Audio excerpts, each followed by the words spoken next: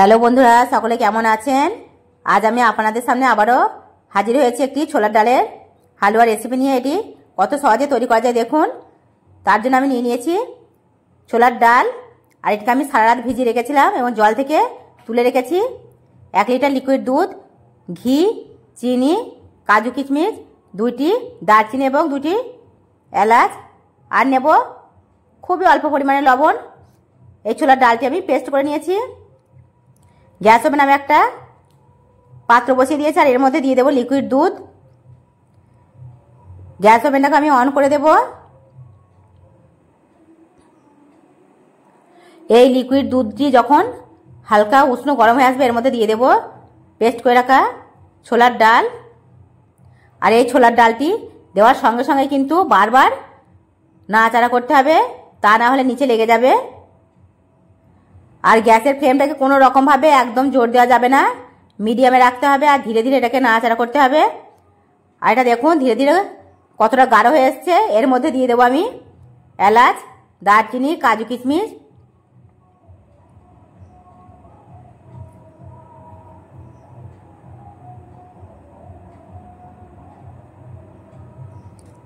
এটাকে খুব ভালো করে আবারও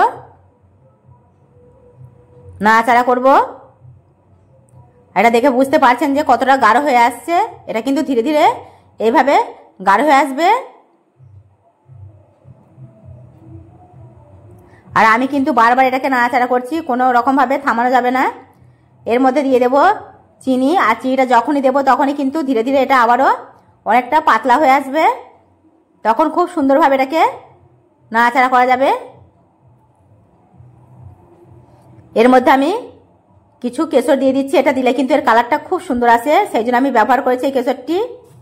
আপনাদের হাতের কাছে যদি এই কেশরটি না থাকে তাহলে কিন্তু ব্যবহার না করলেও কোনো অসুবিধা নেই, শুধুমাত্র এটি কালারের জন্য আমি ব্যবহার করেছি।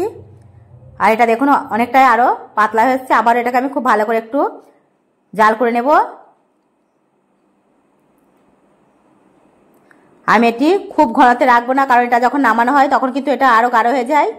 এর মধ্যে আমি দিয়ে দেব গুঁড়ো দুধ। এই গুঁড়ো দুধটি দিলে কিন্তু অসাধারণ লাগে খেতে, সেই কারণে গুঁড়ো দুধটি আমি ব্যবহার করেছি।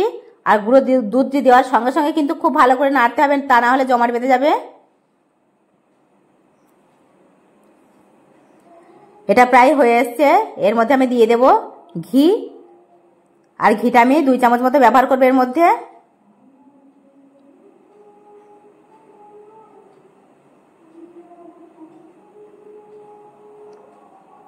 ঘিটা দেওয়ার পর ঘিটা যখন এর মধ্যে মিশে যাবে তখন কিন্তু আমি এটা নামিয়ে নেব। আর বেশিক্ষণ রাখবো না, কারণ এটা অনেকটা গাঢ় হয়ে গেছে। এরপর রাখলে কিন্তু এখানে এটা টাইট হয়ে যাবে।